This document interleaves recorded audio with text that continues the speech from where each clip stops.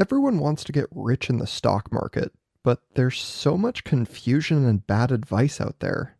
It's not an easy thing to do right. But with my expert's help today, it might just be a whole lot simpler.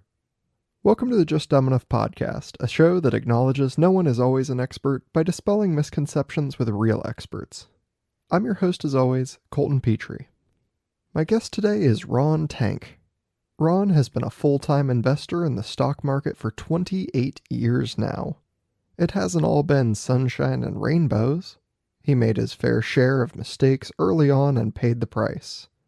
But about 20 years ago, he figured out a simple system that served him well, and now he's here to give some straightforward tips for those looking to invest in any stock or market. Let's make Wall Street work for us.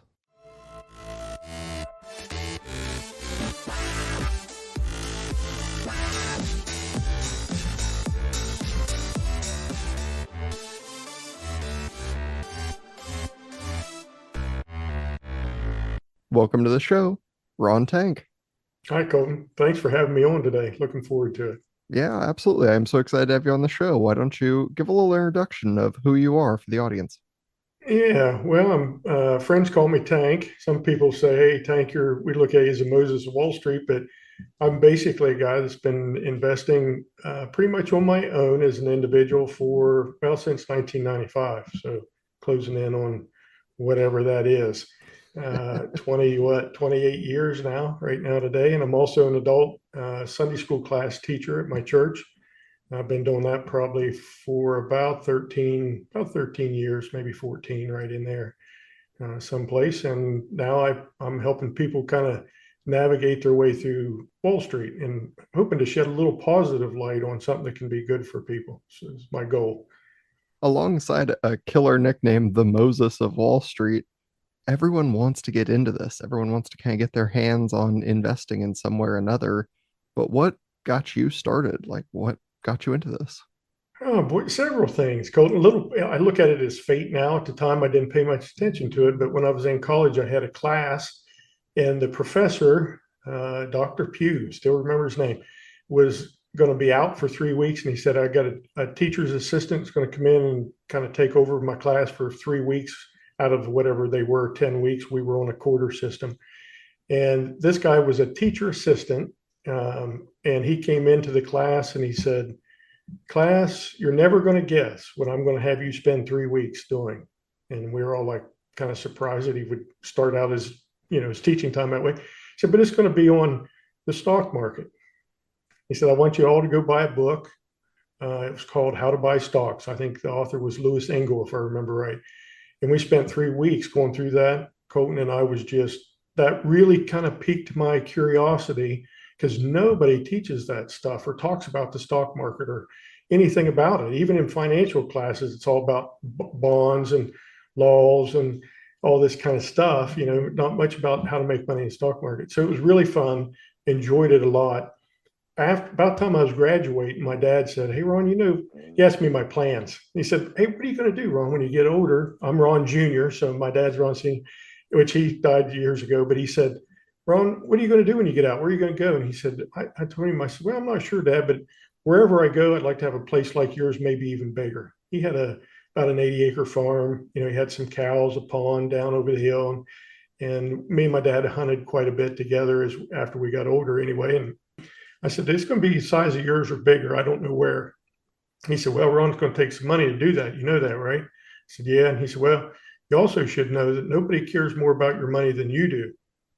And Colton, that hit me as like, wow, I never really thought about that. Of course, at the time, I didn't have any money. I was about to borrow money, or I was borrowing money for college, and I was going to get out.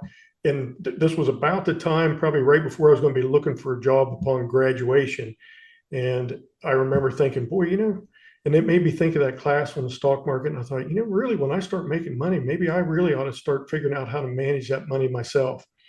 My brother moved in with us after I got a job as a computer programmer. And a friend of mine was also kind of interested in the stock market that I went to college with. And between the three of us, we really got interested in the markets, and we started investigating, trying to learn about it. And the problem we found, Colton, was everybody has their opinion about the stock market. You can buy all kinds of books on the market and psychology and technical analysis, and maybe even a few on psychology and psychological analysis. And you're like, well, who's got that right? Because I'm not going to read 100 books and try to figure this out. And we stumbled into a newspaper called Investors Business Daily. And my brother found what was termed at the time a daily graph in the library, which was a stock research guide printed by the founder, William O'Neill of Investors Business Daily paper. And we started going through the daily graphs and reading that newspaper. Then we bought O'Neill's book and we started digging in and learning. And it took several years. And one of the things I found really helpful that really got us going was after probably about 3 years of kind of dabbling, I'd say, or messing around a little bit on our own. So we realized we should go to a seminar. This Bill O'Neill guy, his book, he's right on. And that seminar really cemented the idea that what he told us in the book was real, and that if you could learn it and apply it, it would change your life if you would do it. And that's really how I got started. From there, it just got, you have to have a little passion for doing it. If you don't have the passion, you're probably not going to do very well if you just try to do it here and there and not take it real serious. I tell people you should treat it like a college degree, and you'll probably pay your tuition one way or the other. You either not read and learn, and you'll pay Wall Street by messing around with stuff you don't know what you're doing, and that'll cost you. Or you can read and pay, or pay to read a little bit, and educate yourself, and probably save yourself some time and some money in the process. So I always recommend, if I could go back and meet myself today, Colton, if I could take me and go back to when I was in college and say, what would you tell Ron about what's ahead and what's really important to him? And I would tell myself, I would want to know what I know now and what Bill O'Neill taught me and what I learned on my own after that. And that would be more valuable than my college degree. If anybody else would have told me that, I probably wouldn't have believed it. But if I could go back and tell myself, I think I could convince myself that that is worth your time, probably more so than most other things you will learn how to do.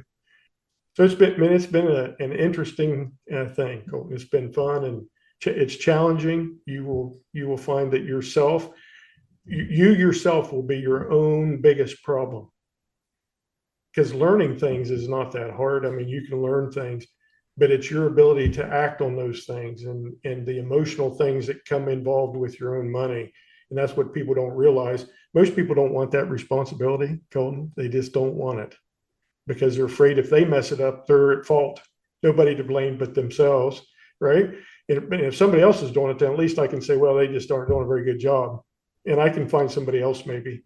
And oh, well, it probably won't help you feel good about your retirement if they're not doing very well, but at least you got somebody else to blame, and I think it's really more important. I think all kids, my kids, college kids, high school kids should be taught, and there should be some requirement to learning how to invest your own money, and not stuff like laws. Like if you go to take a test to be a stockbroker, they'll test you in all kinds of things. Most of it has to do with laws that you can break, that ways you're supposed to treat your customers and clients and things you can and can't do. But they don't teach you how to actually do well and make money and how to manage your own investments. They don't do that. I don't know why, Colton, unless it's just they don't think that it can be done, or there's too much disagreement about the right way to do it, because there's lots of ways to go about it. And maybe they've never settled on one as being a teachable way. I don't know, why that is. And it seems like, obviously, if you couldn't do it right, if it really was just like a pure gamble, there wouldn't be so many businesses that operate strictly on like trading other people's money for them. Because, like you said, you can hire somebody to do it. And if Yeah. they're bad, you can hire the next person and the next person. And maybe they're making money, maybe they're not. Maybe that's why you keep getting new people. It's also insanely accessible for people now. Like I can just download an app on my phone and I'm in the stock market. Yeah. And I think you just hit on a couple big things there. It reminds me of the gambling part of it because the stock market can be gambling, but it becomes that way if we allow it to. So it doesn't have to be that way. It's not intended to be that way, but it typically, some people end up that way. So they may start putting money into a certain stock and they start losing money. And then all of a sudden they turn into a long-term investor, because it's not working and they feel like, well, eventually it will. So I'm going to stick with my idea.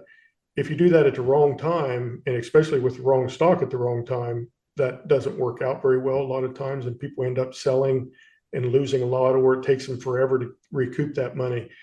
So the gambling part requires a set of rules. And that's the difference, though, Colton. If you think of the stock market, you think, I can actually invest in something, put my money, I actually own something. I own part of this company now. I own shares in this company. So I have an investment there. But what's good about investing is you can actually manage that.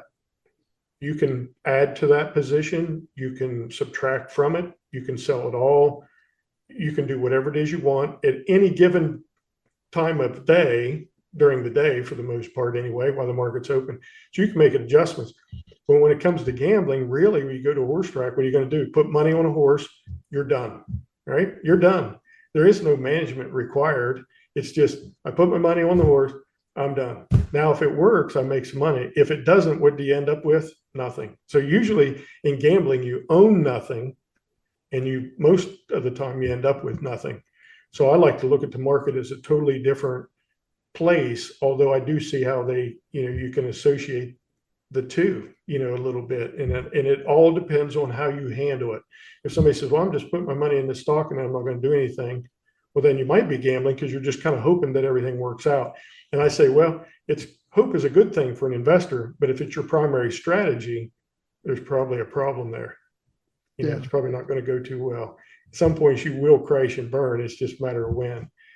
Yeah, I was going to ask you, like, with these situations where you're like, oh, they put money into it, the stock was a terrible time to do it because they didn't do any research, stock tanks. Now you're like, oh, you can either sell it at a huge loss or you can hold it and hope it recoups if it does, and it may be a long time. And my initial thought is like, oh, how do we get out of that? How do you rate that situation? And the answer is like, well, do your research first. Yeah, there you go. Research first.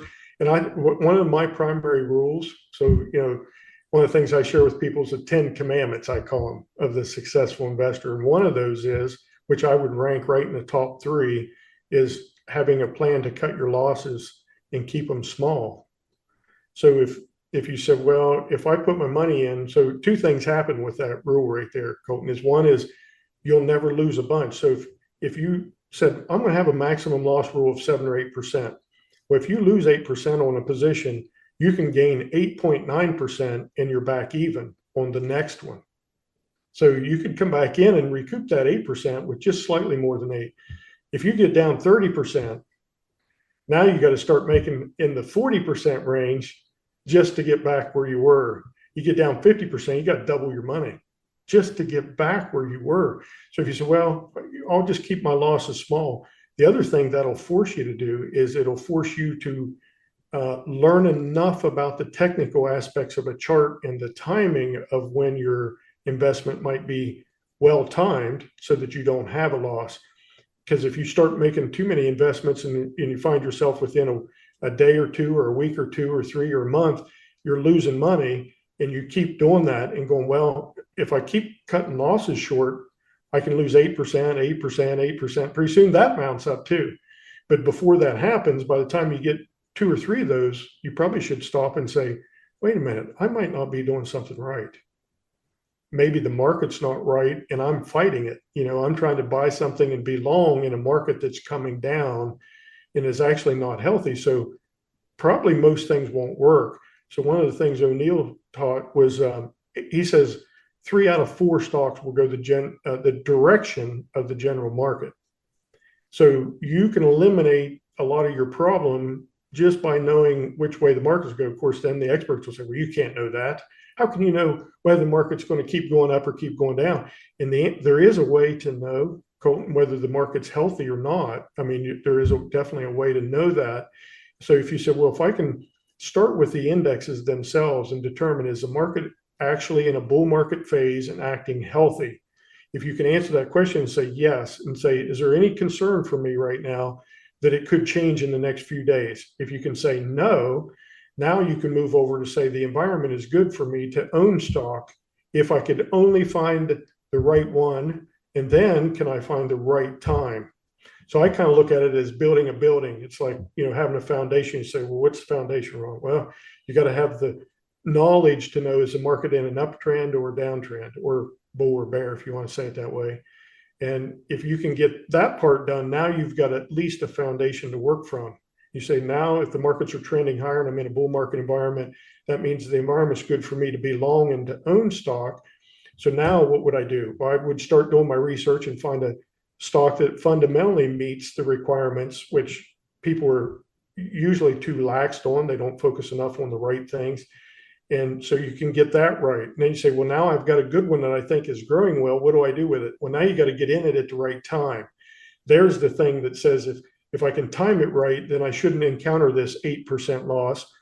So I'm going to have to be patient and watch the chart and let this picture develop into something that tells me it fits the model of a previous leader from history. So these patterns repeat. If I can find one in this stock that has good fundamentals, now I can know when to get in. So you said the general market's working right. I've got a good company that's growing well fundamentally with sales, earnings, return on equity. And now I've got a chart pattern that says my timing could be done well on an entry now. Now you've got so you're just kind of layering. You got to say, hey, the foundation is the market direction. Then I can start layering these requirements on. I can start building this building to tell myself when to get in. And if I do things right, then I shouldn't have a loss. If I'm doing them wrong, I will, which means either I got the general market wrong, I picked a stock fundamentally that wasn't sound, maybe, or I timed it wrong on my chart because I didn't rely on my chart for that timing. So it takes several skills, Colton. You have to kind of piece them all together. And probably say, well, that doesn't sound very easy. Well, I didn't say it would be easy. It is a pretty simple concept, but doing it right requires a little bit of skill. You got to know certain things and be able to do it. And that's where people usually trip themselves up. But one thing I'd say, Colton, about the experts, they'll say, well, you can't know.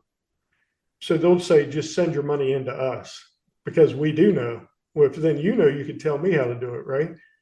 But they don't. So they say, so to me, it's like, well, they'll tell you, well, just be a long-term investor, just stay the course. So when the market's scary, they just say, just stay the course.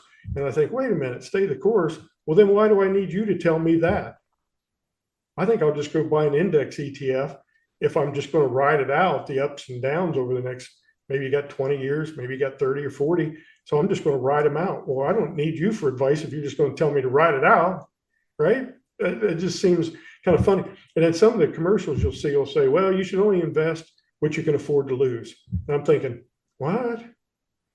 I work for this money hard. I don't want to lose any. Why would I be willing to risk losing at all? If that's my disclaimer that I'm reading from you, you're telling me that it's possible you could lose all my money. I don't like that idea. So I'm always a little bit perplexed, Colton, by the fact that you get this advice from the experts that should make you pause and think, well, then if they just write it out, that's what they're telling me to do, then how much intelligence does that take? And number two, if I can lose my investment or I have to be willing to, what kind of rules do they employ? I guess not much. Yeah, you're like, only one of these things can be true. Either no one can know, in which case, why am I paying you? Or you can know because you know, which means I can also know because There you you go. figured it out. So everyone must be able to figure it out with some level of effort, even if it's, generally high. Yeah. That means we can figure it out. Yeah. But when you talk about, like obviously, I would think you can't eliminate every loss. Like there's just a chance that something can lose. Do you have to be so invested in watching your stock that when it dips, or is it something you can be kind of casual about and you can just set like a button that says like if it hits this number, just sell it because that's my loss point? Yeah. Well, that is a great point, Colton. So most of the people that I know and some unprofessional and some that are professionals that might be managing money, one of two things, Colton. So this is where, if I was teaching a 15-year-old, I'd say I can teach all the mechanics and the stuff you need to know. What I can't teach you is how to be disciplined and trust yourself to follow the rules I can give you. And so a lot of even the professionals, Colton, I know professional people that will, the day that they buy a stock, they've already determined how far down they'll let it go. So and whether it's a percentage, it might be based on a percentage decline from the place they enter. It could also be a place that means something on a chart. So they may be, and a lot of them will reference weekly charts or little, they're slower, and they may rely on those. They may rely on a weekly chart and a daily chart in combination, but they'll find a spot on that chart that says, if this stock were to trade after buying it here, if it were to trade down to here, I want out. The reasons for that is technically now the stock's doing something that it shouldn't do normally based on the price and the chart formation that I see. And number two, they'll say if it's a percentage decline at this particular point in time, then I have no say in the matter at all. It doesn't matter what the chart looks like. I've determined that this percent is the max, and they can put a stop loss out there that just says, I'm done. At this price point, I want this stock to be sold at market, which is what I would always recommend. Never a limit order. You may or may not get filled. So you just say, at this point, I want out. That stop loss order becomes a sell at market prices at that particular point in time. And what that is it's good insurance against yourself, Colton, because it says, if I can't get myself to sell this, because here's what happens. People go, well, it hit the stop loss point that I wrote down and told myself I'd sell it at. But most people will get to that price point and they'll say, yeah, but I'm going to see what it does here because maybe it comes back. And I don't want to sell it if it happens to rebound. So they'll discount that price that they predetermined too when they were unemotional. So there's a big key, Colton, is that professional guys and the experienced individuals will say, you know what, I'm not going to trust myself not to get emotional. The emotions will depend on how much money is involved and what it means to you. That emotion gets pretty tense and you can get really anxious about it depending on how big that position is to you. So if you write it down ahead of time before you actually buy it, even, I'm going to buy it here. If it works, good. If it doesn't and it makes it to this price, I'm out.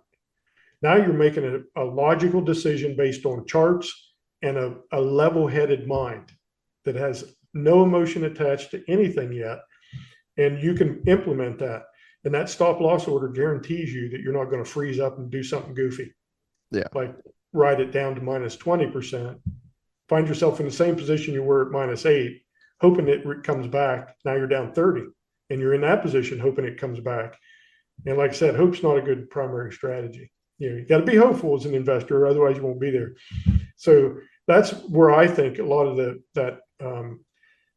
if a person's willing to do that, Colton, some people just don't want to do that. They feel like they can make a judgment call at the time, and I think that's ill advised. I think most professionals that have been around the block that are still there would tell you, figure it out ahead of time, make a plan, stick to it. And the most important thing you can do is not let those losses get very big. And if you get very many losses in a row, then you better stop and figure out what it is you're not doing right, because you're probably doing something wrong.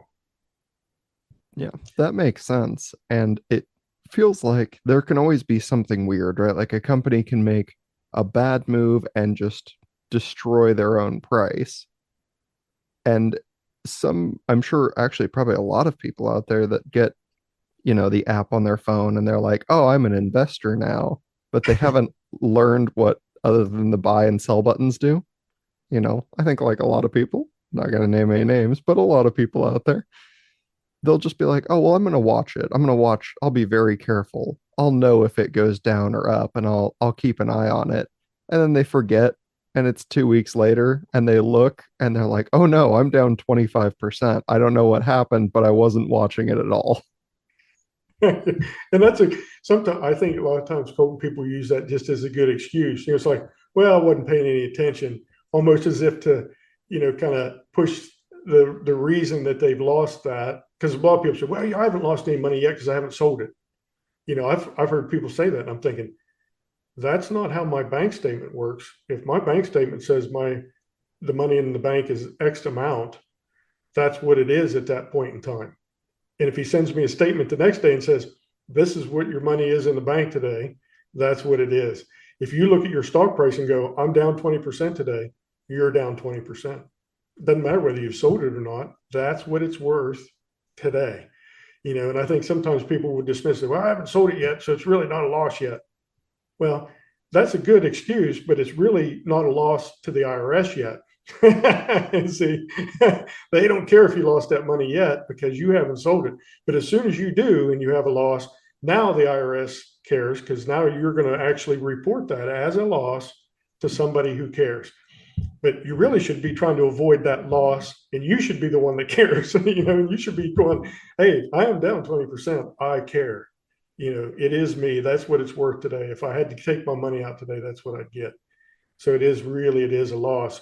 And I hate when I hear somebody say, well, it's not really a loss. I didn't sell it yet. I'm thinking, well, yeah, but if you sold it right now, how much money would you get? That's what you would get, right? When you lost that amount, it's just a figure floating around out there right now. You can let it go down more, or maybe it comes up some. But that's where we turn into gamblers, Colton. See, that's where I think people go, well, I'm down. I'm not going to sell that because if I don't sell it, I don't have a loss yet. And they talk themselves into, well, since it's not a loss yet, see the logic, well, it's not a loss yet, right? I haven't sold it. It's not a loss yet. Well, then I can still be proven right. There's the ego. I don't really want to be wrong. If I sell it, now I'm wrong. And if somebody asks me, I got to admit that I sold my stock. I lost 20%.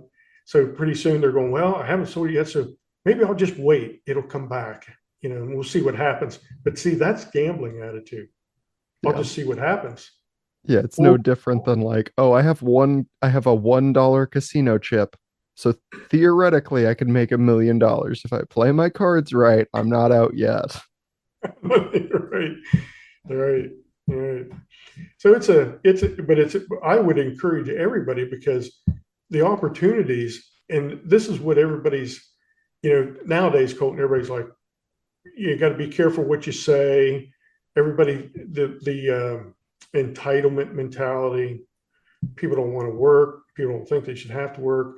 And I'm thinking, well, then don't alienate the stock market, because you could actually own a piece of a company that somebody else is running and working in, and you could benefit from it. So really, if you're worried about, so I tell people, hey, don't be a slave to your money. You should be able to master that, and you should make the money work for you. You should be the master. It should be the slave serving you. But the problem people run into, Colton, and I'm off here a little bit, is this slavery thing that you hear about in the news now. Is people are voluntarily participating, let's say it that way, in slavery. And you say, well, how can that be? Well, it's because you're buying a house and a car and things you can't pay for, and you're borrowing money. And that money makes you the slave, because that debtor says, you're mine now because you owe me money. You will work to pay that money back to me. That's what the bank says, right? I mean, they're not saying it that way to your face, but they're basically saying, hell yeah, hey, here's money. You just go do what, buy your house with it. That's fine. But just remember, you got to pay that back with interest. So you keep working, whatever it is you do, don't quit your job, because you owe us that money back. So I'd say, well, if you don't want to be a slave, then figure out how not to be in debt. I learned that lesson the hard way. I don't know if you've read through my book or not, but I share that in there a little bit. It's painful, so I don't like to relive it too much. But after I made several $1 million, from about 40,000 to over 2 million, had to pay Uncle Sam about $1 million of that. I went out and spent some money on a piece of property. I paid for, if I remember right, maybe about half. I want to say it was about right at half of that piece of, it was just a big vacant piece of land, 400 acres, but or a little better. Paid for about half of it, but I had a loan for the other half. And then I went out and bought a house, got a loan for most of the house, and figured I could manage those two payments. I wanted my wife to stay home. We were about getting ready to start a family. She was working as a computer programmer. That got me in a good position. I said, now it's your time to be at home. I want you to be home with our kids and raise them. I want our kids to know mom really well, and I want you taking care of them. She agreed. She was like-minded. Probably why we got married, I guess. But so she was going to stay home, and she did. And what I didn't know, Colton, was in 2000, from 2000 to almost pretty much till March of '03, we were in a bear market that we haven't seen since the 20s. 29 crash started that. That took about 3 years. So what I didn't know is there's going to be 3 years going to be really tough sledding, and no matter what you do, nothing's going to work. So now I had to spend money on paying off my debts, and my my income was negative because all I was doing was, here's a 5% hit, here's a 3% hit, here's a 6% hit. So I was keeping them small. I was only doing it when the market said to engage, but nothing would work. So you'd get ahead a little bit, all of a sudden the wheels would come off. You had to step out of the way. So I just kept getting knifed to death, cut death by 1,000 cuts, Cole. Yeah. And the reason I got myself into a bad position, ended up my house being foreclosed on. I had a choice to sell the land I had or sell my house. I sold the house and kept the land. Turned out to be a really good decision, as it turns out. Didn't make any sense to anybody around me at the time, and it was a really hard place to be. And what I learned was, if you're going to be involved in the market, now if somebody's just investing in a 401k and they're doing a retirement and they're working a steady job, that might be a little different scenario as long as you have that job. So maybe you can handle the debt, okay. But my mistake was I didn't have that if my wife was going to stay at home. So I ended up, house being foreclosed on, all because I thought I wouldn't encounter a 3-year bear market like the 20s. And the mistake was not, it was just having debt and then assuming that I wasn't going to have to face a 3-year bear market. That didn't even come, but the odds of that happening to me, if you'd asked me a time, I said, no, that's probably not very good. We're going to encounter that 3-year crusher. Most stocks taken down 70 to 90%. If you stayed in them, most got crushed. Even GE topped there, and GE never has came back. People say, well, blue chips tank. If you know, GE was a blue chip and got decimated and never has came back, Colton. So my book, there is no such thing as a blue chip. There's only popular and unpopular. People say, well, GE was popular. Yes, it was. Call it a blue chip if you want, but it can still go down and stay down. So you don't want to marry your stocks. You marry your wife, right? And hopefully she'll stay with you even if your house gets foreclosed. So that's the problem, Colton, I think, is people, and rightly so. So people shy away from the money, managing their own retirement or their own investments, and for some people that might be a good idea. But I encourage kids. I look at the young crowd, especially if you're under 30 years old, and you should be out there figuring out where the next big winner is, because they're coming. There's going to be a new Apple, there's going to be a new Google, a new Amazon. There's going to be new ones out there, and if a person can find them early enough, it can change your life in 5 years. In 5 years' time, handled right, 5 years' time. Getting in early, and there's a strategy for how to do that, Colton. I always advise people, if you can buy something early enough in its move, if you can double your money, which you can do, I can show you when you just done it between October and now, actually more than that. And you could sell half of that position when you're up 100%, the other half's now free. Because you got all your money back when you sold half of it, because your account doubled, you sell half, your original money is back in your hands. The other half is totally free. So when you're in something like an Apple and you say, well, if I could get ahead 100%, sell half, now I'm going to detach myself from it and give myself a chance to let what has the potential to be a global type stock, a global consumer type stock. I'm going to give it a chance to mature, because it will take 5 to 10 years at least, right? And that window is a good window. You might get more than 10 out of it, but that's a good window. And that 10 years can turn into massive gains. I mean, just somebody could take $5,000 and turn it into millions, just from one investment They could even sell half and get their money back at a certain point. It costs them nothing. Now you can be patient, sit, because one of the things people fail to do is sit with a big winner. That's one of the things that the old timers will tell you is once you get in and get ahead and you get far enough ahead, it's not your thinking that'll make you the money. It's your sitting and allowing those gains to come. Most people can't do that. They're not patient enough. They get scared at some point, and it takes a little bit of skill to be able to look at a chart and know what you have on your hands, and looking at past models and figuring that out a little bit. Yeah, All good. I think it's kind of like a roller coaster, right? Like you get to this high peak and you're like, "Oh man, there has got to be a dip on the other side. This is higher than it's ever been, and not by a little, like by a lot. We are way higher than we've ever been. I have to get out. I have to get out now because it has to go down." And then there's a lot of those that like just continue to rise like that. I know there's been tons over the years where you hear about a stock and they're like, it's at an all-time high, it's crazy. And then 3 years later, you look at it and you're like, oh, it's quadrupled since then. Yeah.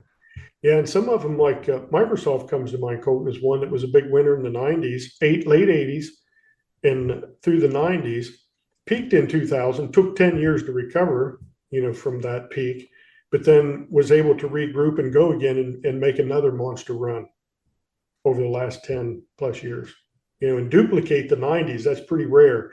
I think O'Neill says 1 in 10 from a bear market top after a prolonged run of 5 or 10 years. And so when the market topped in 2000, he would have told you, out of everything you're looking at in the stock market right now, everything, the leaders that were the big leaders that made the big runs over the last 10 plus years, when they top, 1 of 10 will come back to be a winner again. Microsoft just did it. GE failed to do it. GE did not do it. Microsoft regrouped and actually was able to do it, which is pretty rare. I mean, it's a 10% chance that one will do that. And you just got to see it. Apple come to life in 2000 early, right at the bottom of that bear market in 03. That stock started moving before anybody had a reason to know about it for the most part. But the phone was coming. Somebody knew that, probably 2-3 years while the engineers were working on it, because they didn't just say, hey, here's an iPhone and poof, there it is a week later. It was years in the making. So somebody knew that. And the chart was telling everybody that. And then by 2006, everybody was figuring it out before the phone came out or about that time. But then again, Apple has been on a massive run and has reset itself all along, but it's had the characteristics of what a big winner is. And there's several things, that come into play there. So it is possible. It is possible right now. I know of one, if you made me pick one that you thought, hey, Tank, in 5 years, I'd have one that comes to mind. I think you'd have a pretty good shot at right now. There'll be more of them over time. You'll see them come up in probably whether the solar develops them. The solar had its time and it's been a little tougher. But you may see technologies come about that you're watching maybe the infancy of them now and the full potential. Sometimes it takes years, Colton. Sometimes you'll see companies will do really well and you'll think they're going to do really well and they'll go public with stock, and it might be 1 or 2 years, it might be up to 7 or 8 years before they actually get the traction that they need to really take off and grow. So sometimes you'll see them and you just can't identify them. That's where the chart comes into play. It's kind of like the x-ray for a doctor or a blueprint for a builder. If you can read the chart will tell you when there's big institutional demand for it. And then it's your ability to kind of track that stock over time and know whether you're seeing the entry signals on a chart or not. Sometimes the fundamentals will match up, sometimes they don't. So if you ask me, Colton, if you said, Ron, what would you depend on more? The fundamentals, the sales earnings and stuff like that of a company, or its chart pattern? I'd tell you, give me the chart, 7 days a week and, 5 times on Sunday is what I would tell you. I'll trust what I see on the chart to tell me whether there's something worthwhile there or not. And you probably, Colton, I think I would go so far as to say you could probably eliminate all the other effort. You could eliminate the fundamentals. You could look at a chart and tell whether or not that's a place to be or not. And if you said, well, Tank, would you want fundamentals? Well, yeah, because that might give me the advantage on picking one of the 5 or 10 that I might find and increasing the odds that I've got a big winner or the chances of a big winner by adding those fundamentals to it. So if you compare the two together, that's about as good as it gets. If Yeah. you can match those two up. And I have to assume there's at least some learning curve. Like if you put a chart in front of me right now, I'd be like, wow, this looks like a lot of scribbles that I don't understand or bar graphs that I don't comprehend what's going on here. But the more you look at them and you see like, okay, this is, you lay something out in front of somebody and say like, this is what a successful chart looks like. Now here's another.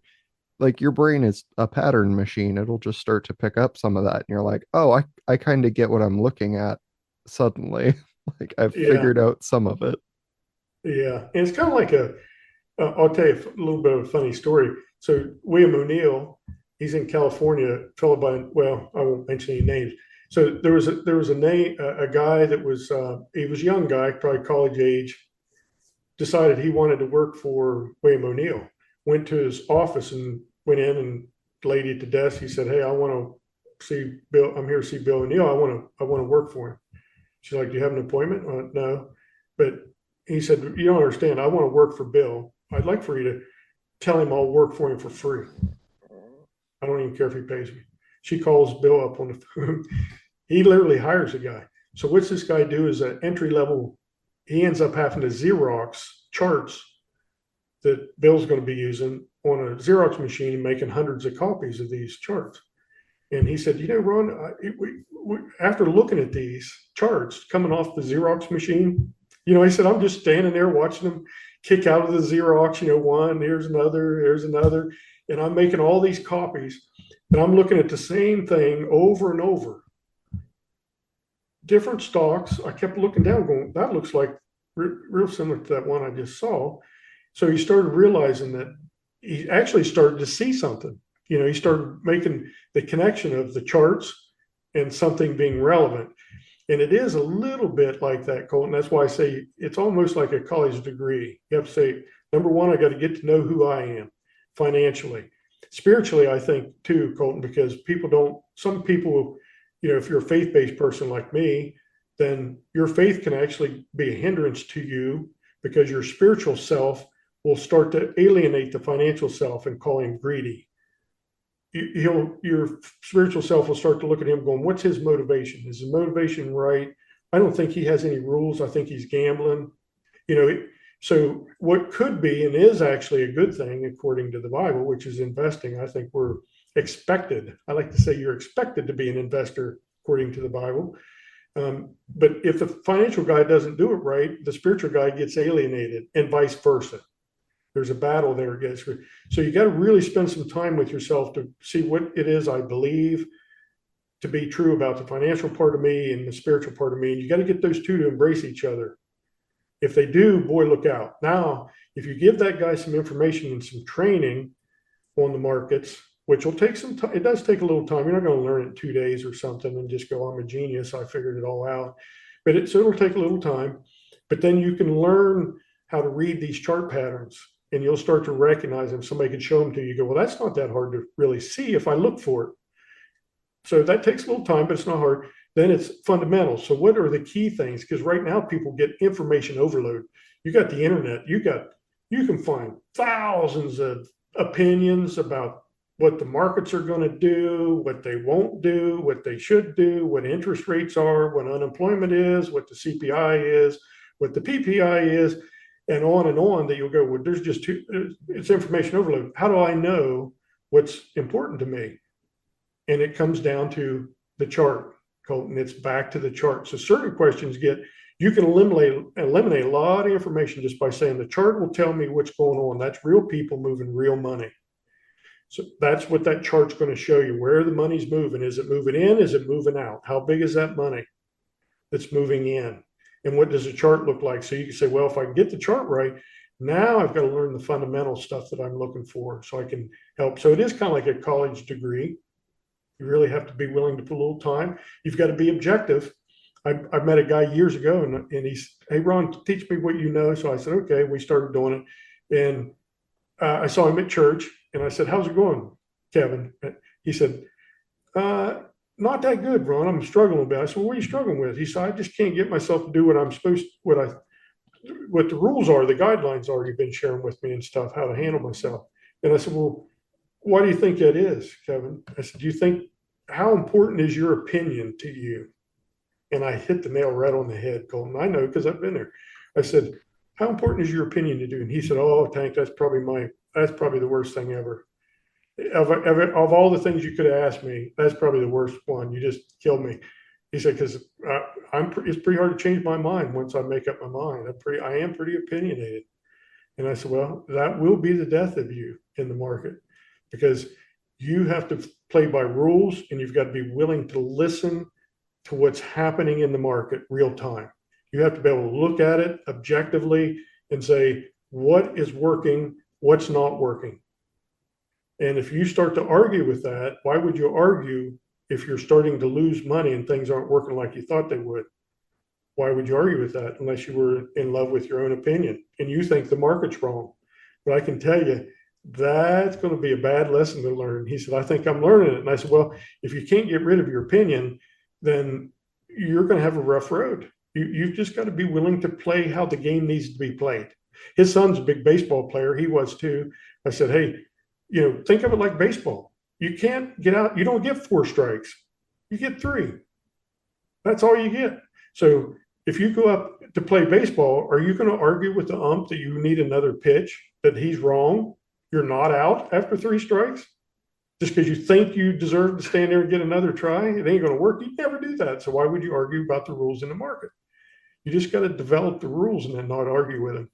And that's hard for people to do, Colton. It is. Yeah. The rewards are great if you can adapt and change a little bit, and just say, here's how I'm going to operate. And I think the biggest thing, though, Colton, that I faced, and it's one that I have to monitor myself that I don't get trapped in it, which is the news of the day. So one of the chapters in my book is called News You Lose. One deadly sin you must avoid, news you lose. And the news will kill you as an individual investor because you will listen to TV. They'll convince you of everything that's going to go wrong. It has to continue to go wrong until it changes. And you think that that has to be related to your money and what the financial markets are going to do, but it is not true. And I give examples of this, 3 different occurrences in the book. And if you look at it, you'll discover I have to be willing to trust what the market's telling me to be true about my money and the financial state of things and not listen to the doom and gloom that you'll hear on the news. It will be there and it'll be there for months after the market hits bottom. And if you get caught in that, you'll get left behind. Then you'll be one of the people chasing prices later, right? You'll be chasing them later. Yeah. And like you had said, in a good market, 3 out of 4 are doing good. Like if you make a wildly bad decision, you have not done your research, you haven't looked at anything, you don't understand fundamentals, you just picked kind of the loser in a good market. Yeah. But if everything kind of takes a turn, and I know this is like where people are very cautious, and it feels like either opinion, I guess, could be correct, and you're kind of the one to tell us. If the market itself, like all of the indexes, if I'm right, the core numbers, the big 3, if all of those start to trend down, everything is kind of trending down. Is that a time that you want to like pull all of your money and hold it in cash or in your bank account, whatever it is? Or do you just kind of like let that move with the market because everything's moving that same percent mark? So you're like, yeah, I'm losing 10%, but everything has lost 10%. So like my net loss is no more than the market. Yeah, and I tend to be, so here's how I approach it, Colton. I look at the indexes, like the big 3. I look at mainly the NASDAQ composite and the S&P 500. I don't value the Dow 30 very much because that's all it is. It's 30 stocks. I've learned that if you can get the S&P 500 and the NASDAQ right on the health and is it a bull market and is everything working like it should, you'll be just fine without even looking at the Dow. So I like those 2. And then the way to know if the market is big enough trouble, it's kind of like going backwards in time saying, how far has this market ran? So I always like to look backwards and say, where am I at right now? If we've been trending up for how long? Generally, you'll be hard pressed to get more than 9 months of an easy upward moving market, what I call easy upward moving. So I'd look at a 50-day moving average. That's one of the things you can watch. So as long as you're trading above a 50-day like we are now, that's a good sign. If you said, well, what if, so what would tell you that the market's going to be in trouble is it comes down to distribution, Colton. It's the institution selling, and it's selling too much in too short of a period of time. And that gets into some technicals. I won't get into all that, but it's just distribution by institutions, and meaning distribution meaning selling, and they're selling hard. They're not letting off for very long until they come back and sell again. If you see enough of that, it's a sign to tell you the market's now turning to a downward direction. The 50-day moving average generally will not hold up at that point if that's true, and the indexes will drop through that 50-day moving average, and that can continue for months, or it could be devastating and take many months, 6 months, a year, or more. So what I do as an individual is if I can determine the individual indexes are now in trouble through distribution counting and looking at those selling days in there stacking up, then I'm going to look at my individual stock. So if I own one, I'm going to look at a reason to sell it. Is it running up? Maybe is it running up into a climax type run? In which case, I may be looking for the end of that run on a daily basis and selling out. That may occur. You might say, well, what if the index is rolled over and you said that, hey, it's now a bear market? At least it's an unhealthy market. I like to just healthy, unhealthy versus bull bear, because you get time frames in your head of bull and bear. You think, well, bull market has typically it's, how long is it? Well, a year and a half, 3 years. A bear market, is it 9 months to a year and a half? That's the average. Or if it's down 20% in 3 months, now you're in a bear market, even though it's only been 3 months of a down market. So you get into all these technical terms, but the problem is market's not working in a bear market. It's not working right to be in there owning things. So I tend to come out of things over time, maybe some sooner than others, but then you're always looking for the turn in the index, Colton. So I would go to cash. I'd leave it set in the brokerage account. I'd be ready to come back in again. It's kind of like playing baseball. We're up at bat, and once we get three outs, then we got to switch sides. So I look at a bull and a bear as just switching sides as a baseball game. So once that side is now switched back to the other, I want to be able to go from cash back into the market again. So the Bulls are winning. I want to be on that team. When it's time to sit, or go back out in the field, you say, well, I can't bat. I can't hit a home run right now. I got to play defense. Well, play defense. Leave your money in cash. Leave it set there. Be doing your homework. And what I found, Colton, and this is probably the most valuable thing, and if you told me this, I would never believe it. When I started, I was afraid people would think I was making it up, trying to either make up a marketing scheme or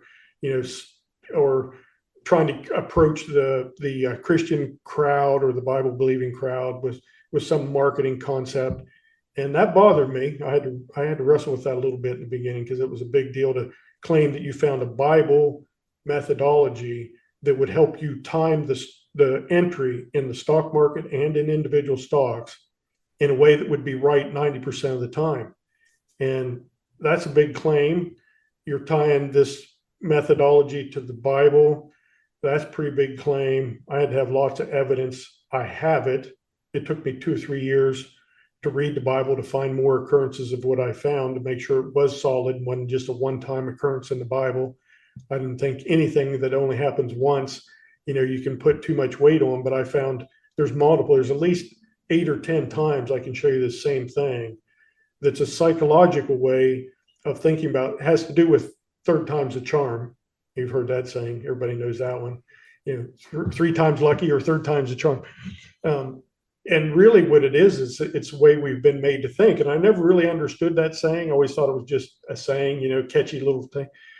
But the Bible shows that we have the need to see something or hear something, experience something 3 times before we'll believe it. So when the market's top, say back in January of 22, Colton, if you look at this, you'll see it. We did 3 big legs down. And it's what I've come to call the triple tank, and that's the system that I teach. And stocks will do the same thing. Well, the markets hit bottom in October. They were a little sluggish going into January. Then January, we kind of set the trend. March, we had a little pullback, which was actually another little T3, I call it, for the triple tank. So we had another little T3 in March, and then market's been up from there. It's still trending up. Um, so when it comes to timing, if I think I'm in a bear market, which is where I believe we were last year, often that'll present itself in three major legs down. It's easily seen on a weekly chart. It can get a little bit harder to call it right on a daily chart sometimes. But if it's a longer bear market like what we saw, which that, by the way, is an average bear market, 30, 35%, took about 9 months to get us there. That's normal. So you'd say, well, so now if we were to go down more from there, say sometime between October and March, if we would have been undercutting those lows, then I'd have said, now you're looking at a more rare bear market, which is going to be more severe and take a lot longer. That's more rare, but we do get them. But this one ended there in October and took a little time to get wheels. And since then, there's been stocks that have done these T3s. And it's really simple, Colton. If I showed you the picture of one, so I mentioned a stock earlier that I thought was SMCI is the stock symbol. So you can go out and look. If you go back and look at that stock, look at it over the past year and think of, do I see a set of stairs in that stock that looks like a stock trying to go up that then takes 3 stair steps down and then recovers and never looks back for the most part? And the answer is yes, that one did it. And the market had already bottomed and said, hey, the likelihood of us going down more from here is pretty slim. And now you're trying to find stocks that say, I have the potential to be a new leader. Some of the old leaders will recover. They did T3s too, Colton. Microsoft did one, NVIDIA did one. If you go look at NVIDIA, it was a classic. Big haircut, looks bad, when you think about the price decline, but it's 1, 2, 3, weekly chart, easily seen, bottoms, goes back up. So, and that's the one thing, Colton, if somebody would have come to me in college and taught me that in 1998, when I made that big money I mentioned to you earlier, I caught the bottom end of a T3 in 1998. The funny thing is, I didn't know what a T3 didn't exist to me at the time. What did exist was following the rules of here's how a bear market or a severe market correction like we had in 98 was about 3 months, but it was a 30 some percent, or I think, or right at 30%, 33, I don't know what, right in there. It went down in 3 waves, hit a bottom and took off. I knew how to spot a bottom. I had no idea about that T3 at the time that I discovered later. But from there up was a massive run. And I watched most people on TV miss it. And the reason, their opinion. I heard old guys that were in their 60s, been involved with the market all their life, and they said the market is crazy.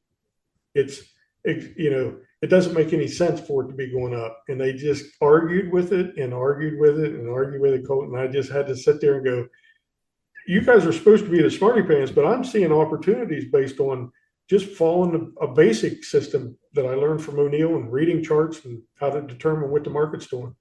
But if you combine that with a T3, I look back now and I think, man, that would have been so easy if a guy would have just been paying attention and looking for that T3 to show up in the markets. And it's done it many times since then.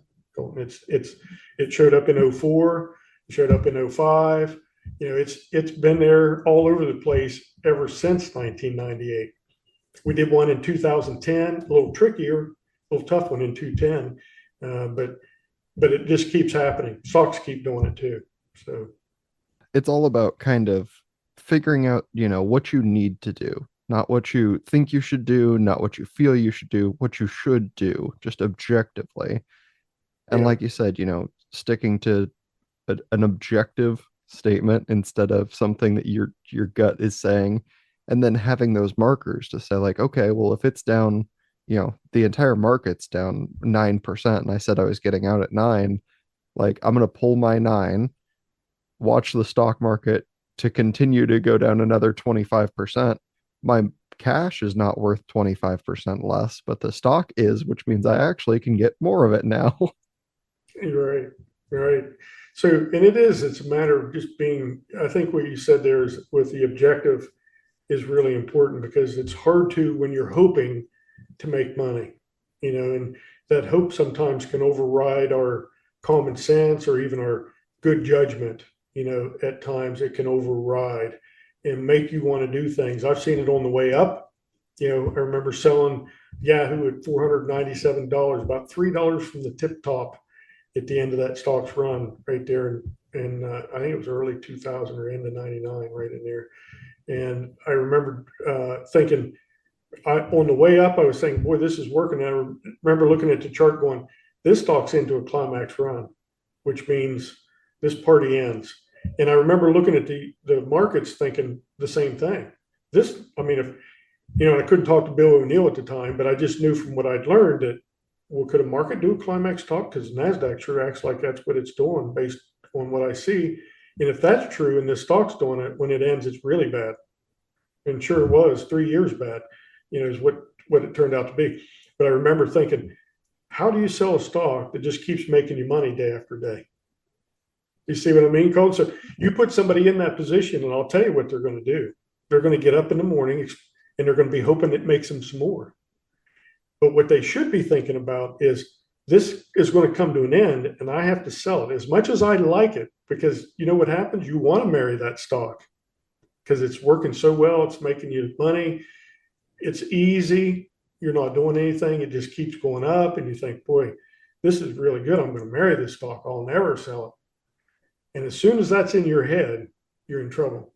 And you're probably not too far from the day that you should actually be selling some of that, or if not all of it, some of it, for certain. And people just can't do it because greed kind of starts to say, boy, look at that. If it could just run a little bit more, boy, that'd be really good. You start thinking and getting hopeful about making more when your good common sense and your analysis says, no, that's not what I should be doing right now. That's hard to do.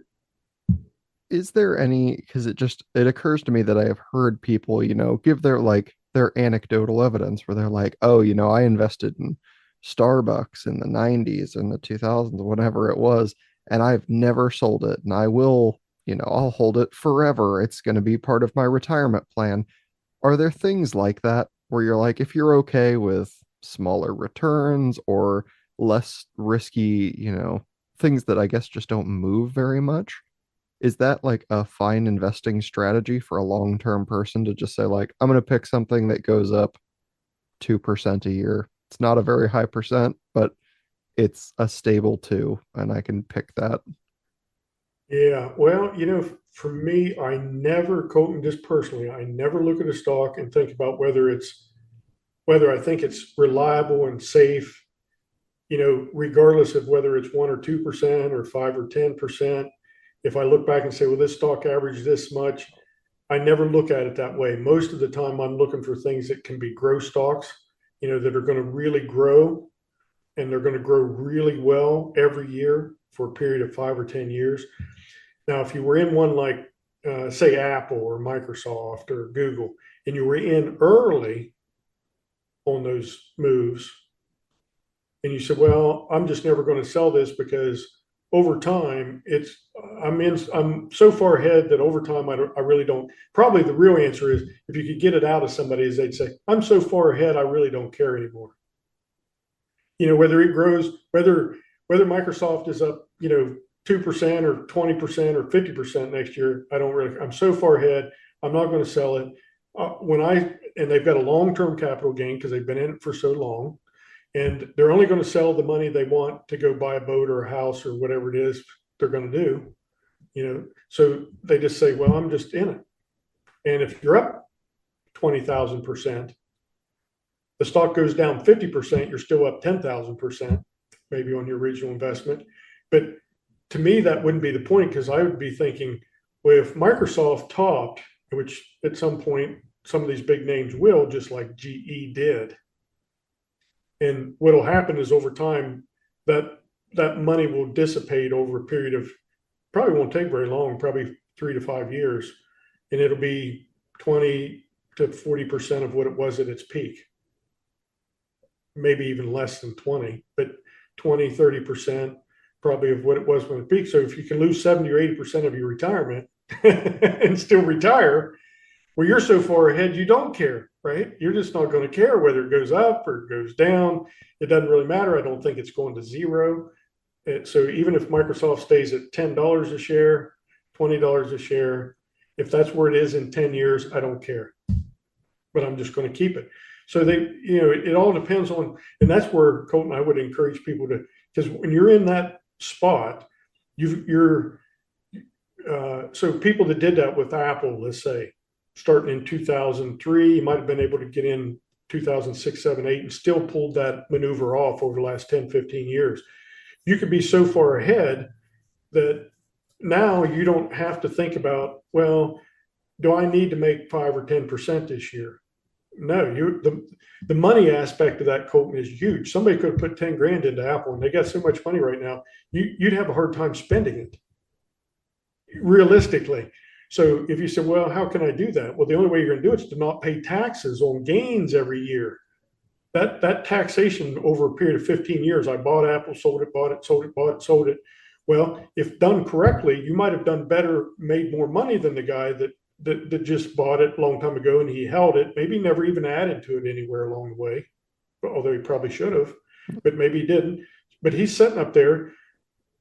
He doesn't have to do anything. Is he going to have a big long-term capital gain? No, because he gets the better tax rate from holding it. So the fact that you're buying and selling, you have to make more to equate to that same guy's long-term gain. So if he's sitting there in that boat, and everybody should strive to be there, but probably realistically, Colton, there's probably, I'm going to say 20, maybe as many as 50 stocks that probably, if somebody was to look at it right now, took a snapshot of the market, there's probably a number somewhere in there, would be my guess, that in 10 years from now, there's some of well, there's 20 to 50 in the market that are going to turn out to be big monsters in 10 years from now. So in 2033, somebody right now, there's stocks there. I mentioned one earlier. It could be that could turn into one of those giants that in 10 years, and I know somebody that owns that one. I mentioned, and I said, one of the best things you can do is once you're ahead, because they were, or real close, 100% on it, is as soon as you identify a problem with the stock market itself, the indexes, and then the behavior your stock flips on you, is to remove half that and make that position free to you and see if it can turn into something longer. And you might be able to, because you could sit through a 25 to say 40% correction in that stock if it's free. But Yeah. if it's all your money and you're watching it, you'll probably be out of there at the bottom is about when you'll be selling out of that thing. So why do that? Sell half, keep the other half. It's now free. And see if you can't have one of those big winners. And there's this very interesting mentality too, like we had talked about, where you're saying, like, your losses, your gains, whatever it is. And people are saying, like, well, I haven't lost anything because I haven't sold. There's almost that same thing if you were like, I bought Microsoft when it first listed and I still hold it today, like, and I've never sold any of it. Well, what you have is a really expensive trophy because if you didn't get any money out of it, you also haven't really gained anything. You just have this nebulous thing where you're like, I have the ability to have this money, but I don't actually have that much. If you never, people that say, I'm never going to sell it, I'll never sell this stock. Like, well, then you didn't actually gain anything other than like a A trophy. number. It's a really expensive trophy. Yeah, that's right. Well, and you're right, Cole. So it's almost like a number that they could print and put on the wall, but it really hasn't done them any good. They may it is. It's just it's like, well, if I'm never going to sell it, then you're never going to benefit from it. If you can't sell any of it, you're just never going to benefit from it. So why, what's the point almost? Now you have more in theory on paper. Your accountant might tell you so, but if you're not going to do anything with it, then did you really benefit from that? Maybe not. like you said, it's just kind of a trophy on the wall. Oh well. Yeah. It's the weird upper and lower ends. Like you've lost almost 100% of it, but I haven't lost anything because I haven't sold it. Is the same mindset as look at how well I've done, but I haven't sold any of it. Yeah, that's exactly right. Yeah, you could get into either camp on that if Yeah. you're not careful. And I think it's to me it's a balance. I can't remember to share, but you just made me think of it. Colton, in Ecclesiastes chapter 5, verses 18 through 20 is kind of that's the place I want to live. Those three verses happens to be three are from King Solomon. The Bible says he's the smartest man to have ever lived. There will be none like him. And if you watch how he settles some things in the Bible, you'll say, "Boy, that's pretty genius." But at the same time, not those three verses, but like how he settled a problem between two women. He came up with a kind of a genius way of settling it, but it was actually kind of common sense almost. To you say, well, did it work? Oh yeah, it worked. And he was a really smart guy. And you say, well, if he has some good wisdom to share, which he does, if you read Ecclesiastes, a book of it, at the wrong time in your life, it might depress you. I remember reading through that when I was I probably 35 and my truck was stolen. It was my first vehicle that I bought, and I really liked that truck. I liked it so much, I think God decided I didn't need it, and it got stolen. Somebody stole it out of the parking lot. I thought it was my roommates. Turned out it wasn't them, and I had to report it stolen. And I was trying to replace it. Well, I realized I was putting too much value on this truck.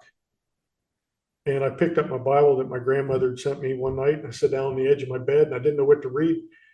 God, I just heard this voice say, "Just open the book, Tank. Just open it up." And I opened it to Ecclesiastes. I started reading, and something said, "No, back up to the beginning." So I backed up to the chapter 1 of Ecclesiastes, started reading, sat there and read the whole book of Ecclesiastes from start to finish. And when I was done, I was like, "Tank, you are so dumb. You are just so dumb. You can't even see, you couldn't even see." King Solomon pointed it out to me, Colton, that, "Tank, don't you get it? That truck's become too important to you. It is a trophy." You're talking about stock trophies, but here I had one. It was stolen. And King Solomon helped me see the light of what that truck was and what it was not. And I just remember that being so helpful to me. And I thought, boy, King Solomon has a way of, when you're in a slump, he has a way of encouraging you. You just got to be careful. Sometimes if you're not in a slump, he might discourage you. You might find it a little confusing. So it's interesting, the book of Ecclesiastes is, but that chapter 5, verses 18 through 20, Colton, are really good. And that speaks to how we should, if we read those, if you can read those three and say, "That's me," you have found the sweet spot in life. If you read those and say, "That's not me," you probably haven't. Got some work to do. And I mean, that's the thing to keep in mind with all of this, right? Like you were getting into investing for a reason. You're not just like, oh, this seems like fun. And then, you just throw money to the wind or whatever it is you're doing. Like you have a goal. If it's, I want this to be my full-time career, like you're going to need more than a can-do attitude to make it happen. But if you're like, I just want to try and figure out a way to assist my retirement, like, okay, we'll keep that in mind. Don't become the person that's willing to lose everything or the person that's willing to sell nothing. Like, find your point and you're like, oh, I've reached the point where like my retirement is taken care of. I'm going to pull that. Whatever happens with the rest of this is whatever happens with the rest of it. Up to you how much you want to manage it or pass it on or sell, but whatever you want to do with it. But, Mm, you accomplish your goal. You're like, oh, yeah, this is why I started doing this. Like, keep that in mind at all times. Like, oh, yeah, there's a reason I forgot.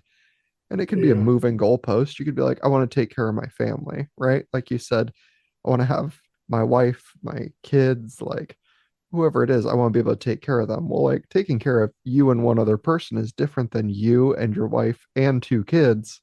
Like yeah, that's a moving goalpost, but it's still the same mindset where you're like, yeah, I'm not trying to become a billionaire. I'm just trying to take care of my family here.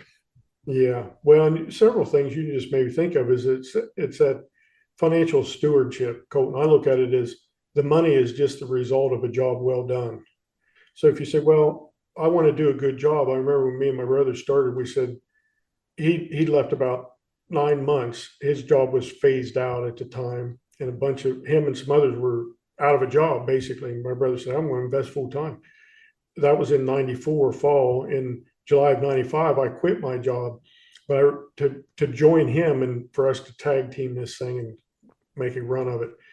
And but our mentality was, and it's one of my 10 commandments for somebody that wants to be an investor and invest your own money, is if you're going to invest your own money, your mindset should be failure is not an option. It's if you allow any avenue into yourself that things could go wrong and it might not be that important to you, that's probably what will happen to you. And if you say, well, you know what, failure is not an option.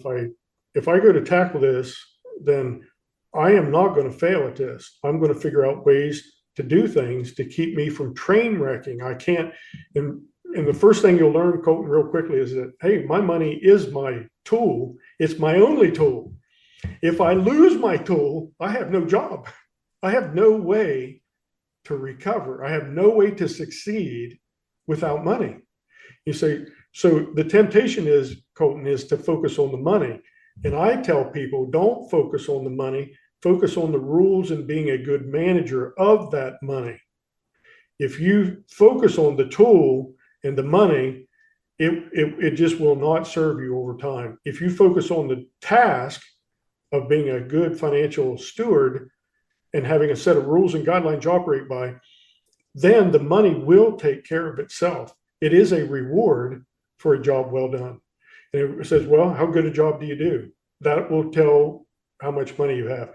And the example in the Bible, Colton, is the parable of the talents. And it tells us these three servants were given money by their master to take care of while he was gone. And it tells us that the money was given to them according to their abilities. So people say, well, I'd like to have more money to manage. And I'd say, well, increase your abilities then. That's how I answer that. Because that's why would somebody have more if they're going to handle it poorly? And it really isn't about the number, whether it's $100 or $100 billion. It's if you're going to manage either of them poorly, you shouldn't have it. If you can manage either of them well, then you should have it. So and it's that be a good steward. The money, what happens to the money will be good if you're a good steward. And that is the reward of it. But I also tell people too, don't get so wound up on that you forget to keep God in first place. So that's where I keep him, Colton. I say, hey, God, if my faith, so my life is about balancing three. That's what I do. Go faith, family, and finances. They all happen to start with three or an F. So faith, family, and finances. So if a person wants to take care of their family and take care of their faith and take care of their finances, they've got it. If you leave one of those out, that's my opinion. If you leave one of those out, or you diminish one of them to a really low level while you try to elevate one of the other two, that doesn't seem to work either.